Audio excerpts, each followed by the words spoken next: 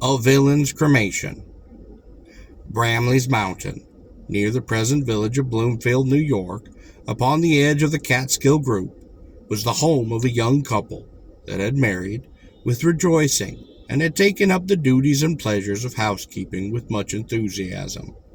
To be sure, in those days, housekeeping was not a thing to be much afraid of, and the servant question had not come up for discussion. The housewife did the work themselves, and the husband, he had no valet. The domicile of this particular pair was merely a tent of skins stretched around a framing of poles, and their furniture consisted principally of the furs strewn over their earthen floor. But they did love each other truly, and the girl was thankful to be taken from her home to live, because up to the time of her marriage she had been persecuted by a morose and ill-looking fellow of her tribe, who laid siege to her affection with such vehemence that the more he pleaded, the greater was her dislike. Now she hoped that she had seen the last of him, but this was not to be. He lurked about the wigwam of the pair, torturing himself with the sight of their felicity, and awaiting his chance to prove his very hate. This chance came when the husband had gone to the Lake of Delaware to fish, for he rowed after and did give battle in the middle of the pond.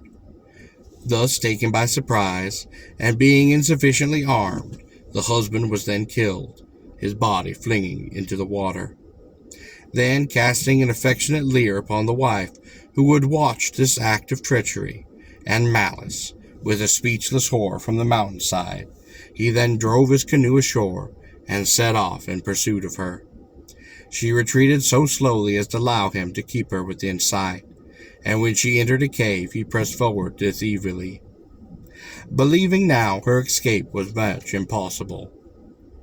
But she had purposely trapped him there, for she had already explored this tortuous passage that led to upper air, and by this she had left the cavern in safety, while he was groping and calling about upon the dark. Then, returning to that entrance, she loosened by jar a ledge that overhung it, so the door was almost blocked.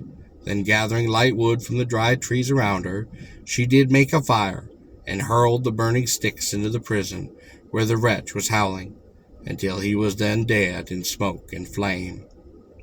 When his yells and curses had been silenced, she did tell a friend what she had done, and going back to the lake, she did sing her death song, and cast herself into the water, hoping thus to rejoin her husband upon their happy lands.